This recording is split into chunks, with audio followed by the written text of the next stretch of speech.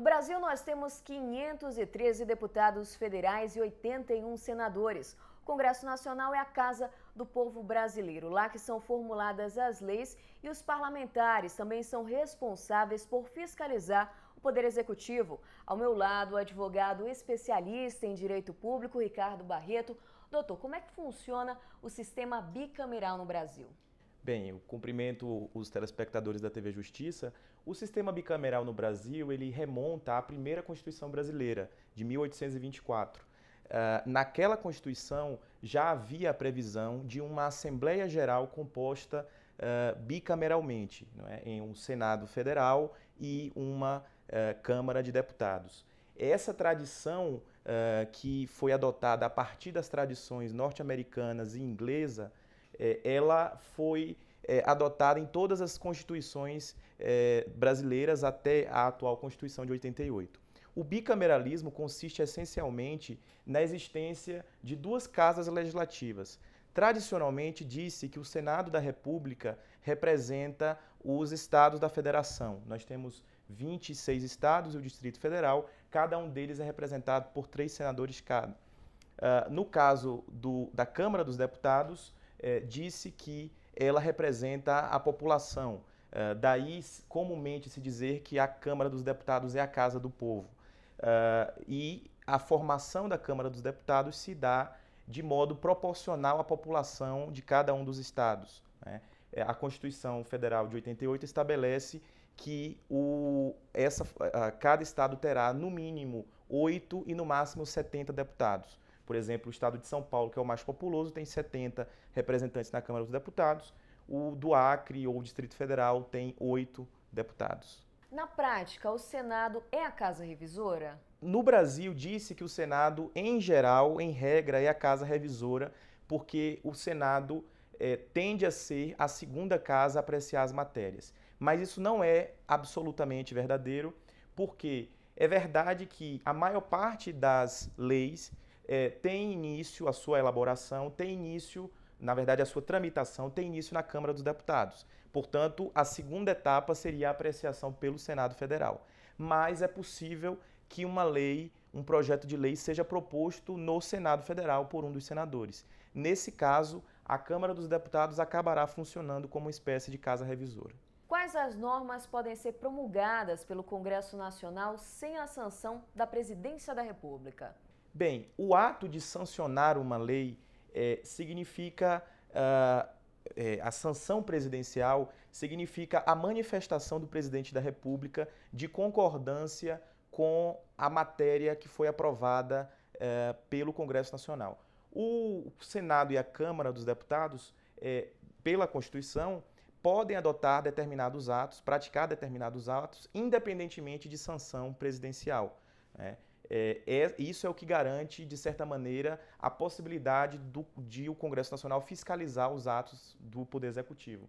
Mas os atos legislativos, as leis, em regra, são submetidas à sanção presidencial. O presidente da República ele pode vetar ou sancionar a lei passando a fase de promulgação. Existe, por exemplo, uma hipótese bastante relevante em que a promulgação é feita pela própria mesa do Senado e pela mesa da Câmara dos Deputados.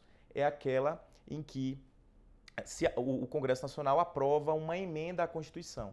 Portanto, quando a Constituição é alterada pelo próprio Congresso Nacional, por meio do que se chama de emenda constitucional, a promulgação dessa emenda é feita pela própria mesa do Senado ou da Câmara, não indo à sanção presidencial. Isso representa a necessidade vista pela Constituição de que o texto constitucional seja alterado pelos próprios representantes do povo sem interferência do Poder Executivo. O Congresso pode derrubar um veto presidencial? Sem dúvida. Nós estamos vendo nos últimos tempos um debate constante no Congresso Nacional sobre a análise dos vetos feitos pelo atual presidente da República. Quando o projeto de lei vai aprovado pelo Congresso Nacional para a chamada sanção presidencial, o presidente da República pode vetar alguns dispositivos daquele projeto de lei. ele não pode vetar parte do dispositivo, mas ele pode vetar um artigo completo daquela lei, e isso o presidente da República tem que vetar, expondo os motivos, né? Ele faz uma exposição de motivos, dizendo que eventual interesse público que haja no veto ou eventual inconstitucionalidade que o presidente enxergou naquele dispositivo constitucional. O veto, após essa análise do presidente da República, retorna ao Congresso Nacional e aí o Congresso Nacional deliberará sobre o veto, sendo absolutamente livre para derrubar ou não o veto presidencial. Portanto, a última palavra é do Congresso Nacional.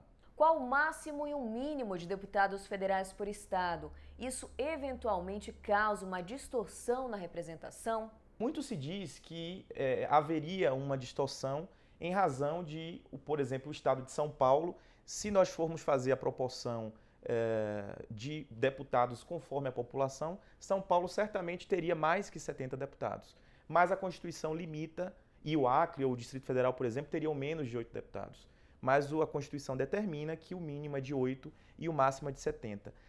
Eu, pessoalmente, não vejo isso como um problema de representação popular, porque me parece que, na verdade, a regra constitucional visa evitar uma desproporção do ponto de vista fático. Ou seja, que um estado, por exemplo, tenha 1 ou 2 deputados em relação a outro que venha a ter 1/4 ou 1/5 da bancada dos deputados. Então, me parece que a regra constitucional é adequada, porque apesar de a Câmara tradicionalmente ser vista como a casa do povo e não dos estados, por exemplo, portanto, os deputados seriam representantes, não seriam como os senadores representantes dos estados, mas é importante que se mantenha algum nível de representatividade dos estados menores na Câmara dos Deputados também. Como funcionam as sessões no Congresso?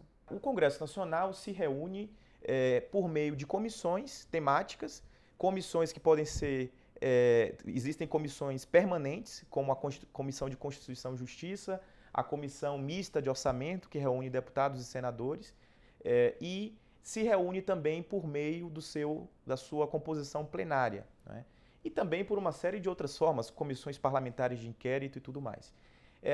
Portanto, o funcionamento da Câmara e do Senado, em regra, se dá separadamente, mas o próprio texto constitucional prevê hipóteses em que haverá sessões conjuntas do Congresso Nacional, seja para deliberar, seja para apreciar matérias como as leis orçamentárias, o plano plurianual e a lei de diretrizes orçamentárias, que se dá toda essa análise no âmbito da Comissão Mista de Orçamento prevista na Constituição Federal.